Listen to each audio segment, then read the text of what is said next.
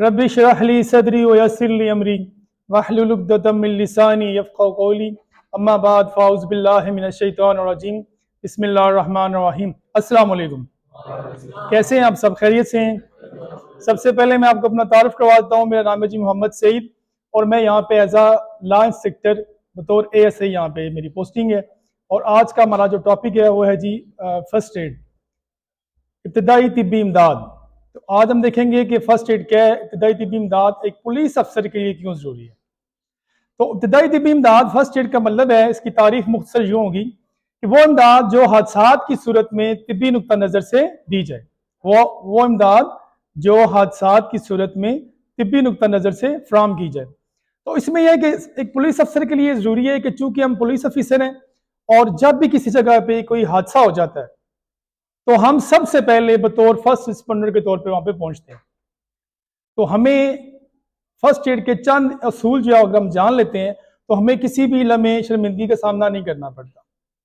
ایک حدیث کا مفہوم ہے، ہمارے پیارے نبی صلی اللہ علیہ وآلہ وسلم کا فرمان ہے کہ ایک طاقتور مسلمان 100 کمزور مسلمانوں سے افضل ہے۔ تو طاقتور کیا ہو؟ موٹا تازہ ہو، بڑی بڑی مچھیں ہوں، نتھنگ۔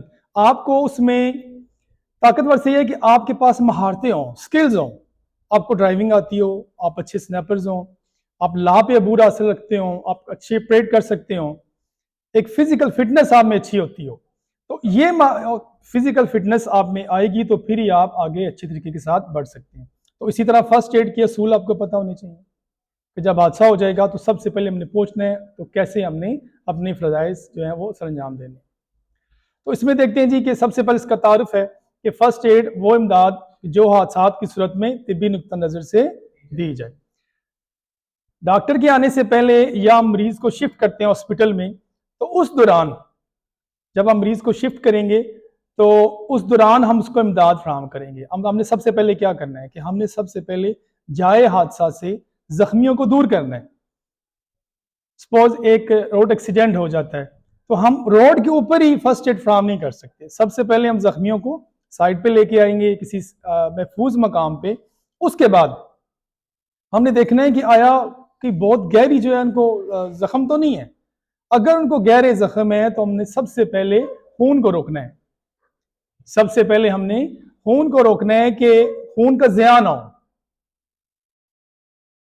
اگر کوئی شخص بے حس ہے، وہ حرکت نہیں کر رہا، اس کی کوئی موومنٹ نہیں ہو رہی، تو ہم نے اس کو چیک کرنا ہے اور دیکھنا ہے، اس کے بعد CPR کا عمل کرنا ہے۔ اب ایک چیز بتاؤں آپ کو کہ اس میں یہاں پہ ایک عام انسان میں جو خون کی مقدار ہے وہ ہوتی ہے 5 سے 6 لیٹر۔ کتنی ہوتی ہے جی؟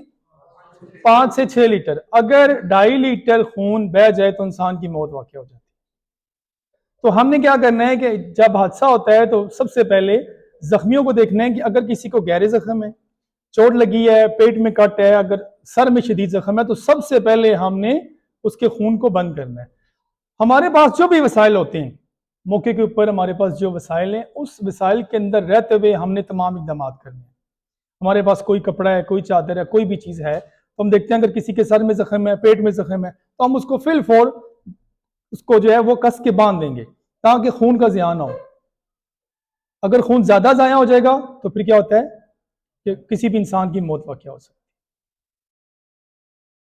اچھا، جہاں پہ حادثات ہوتے ہیں، حادثات بھی کچھ چھوٹے حادثات ہیں، کچھ بڑے حادثات ہیں، روڈ ایکسیڈنٹ ہے، بلڈنگ کا گر جانا، کوئی تخریب کاری ہے، تو کسی بھی حادثے میں ہمارا وہاں پہ پہنچنا، پہلے 1 گھنٹے میں پہنچ جائیں تو ہم بہت سی قیمتی جانوں کا ضیاع ہونے سے بچا سکتے ہیں۔ تو پہلے گھنٹے کو کہا جاتا ہے جی گولڈن آور۔ کیا کہتے ہیں جی؟ گولڈن آور، سنہری گھنٹہ۔ اگر ہم پہلے گھنٹے میں جائے حادثہ پہ پہنچ جاتے ہیں اور زخمیوں کو بر وقت ہم شفٹ کر دیتے ہیں، اگر دیکھتے ہیں کچھ جوان ایسے ہیں کہ جو افراد ایسے ہیں جو زخمی ہیں، تو ہم نے ان کو فرسٹ ایڈ فراہم کرنی ہے تاکہ ان کی جان بچ سکے۔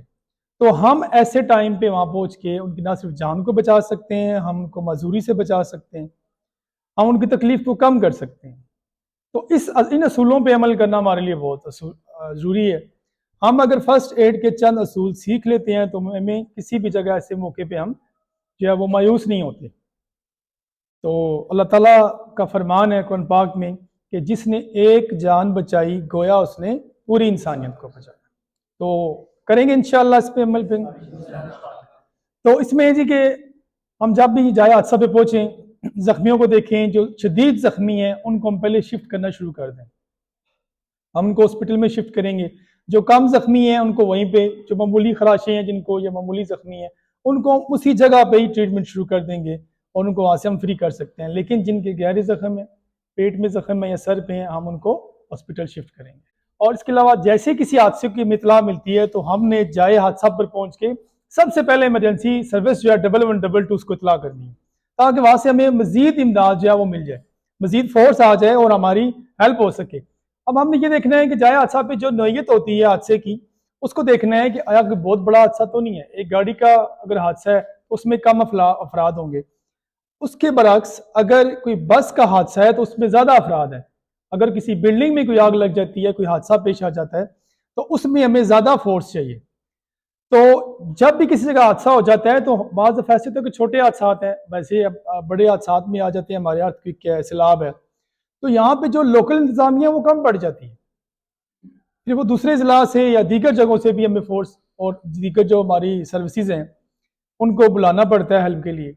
تو ہم نے اس حساب سے پھر آگے اپنے متعلقہ تھانہ جو ہے اس کو بتانا ہے، فرنٹ ڈیسک پہ اطلاع کرنی ہے، کنٹرول روم پہ ہم نے جو ہے وہ اس کی اطلاع دینی ہے، ٹھیک ہے. اور اپنے تمام افسران کو ہم نے فل فور جو ہوتا ہے حادثہ اس کی اطلاع دینی ہوتی ہے تاکہ بر وقت مزید گواہیاں عمل میں لائی جا سکیں.